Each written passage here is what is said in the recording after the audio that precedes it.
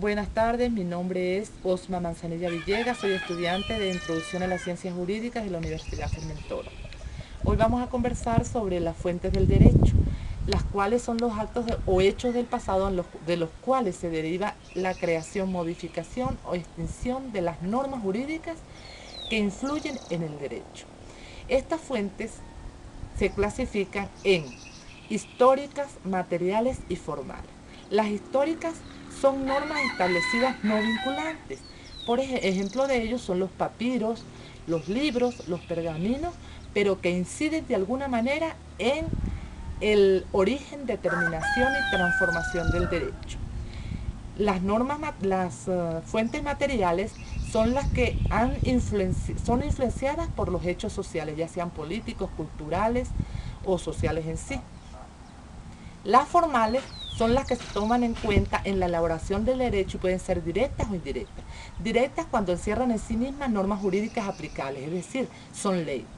Y las indirectas son las que sin contener normas jurídicas ayudan a interpretarlas.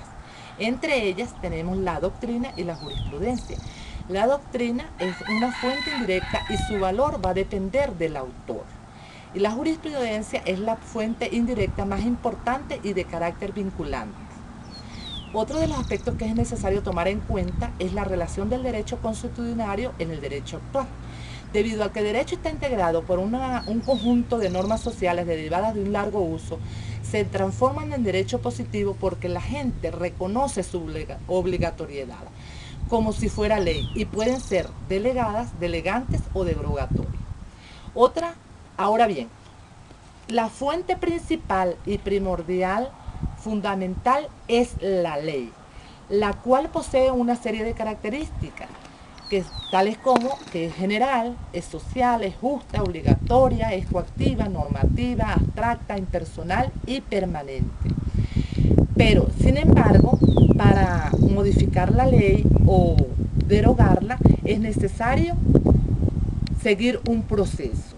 Y este proceso es igual cuando se va a formar una ley, porque para formar una ley se necesita ejercer ciertas acciones, entre ellas están las etapas para formar esa ley, que son la iniciativa, la deliberación, la sanción, la promulgación y publicación. Son 5 etapas en total.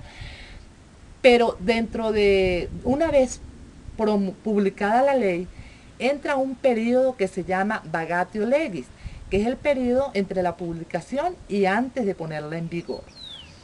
Otra de las fuentes del derecho, muy importante, es la costumbre jurídica, que se deriva de la práctica popular que ha adquirido categoría jurídica, cuyos elementos son externos u objetivos porque lo realizan todas las personas, es constante y uniforme.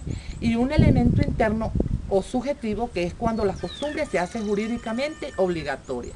De allí se deduce que la costumbre es la forma que tiene más fundamento jurídico y es espontánea y popular la creación del derecho. Y no puede tener un fundamento jurídico distinto al de las otras fuentes. Asimismo, es importante señalar la diferencia entre uso y costumbre, porque el uso se refiere a la práctica más o menos reiterada y constante de los actos o de los hechos, y la costumbre es el uso o práctica popular que adquiere un carácter jurídico o un valor jurídico y que a su vez tiene un valor probatorio en los procesos judiciales.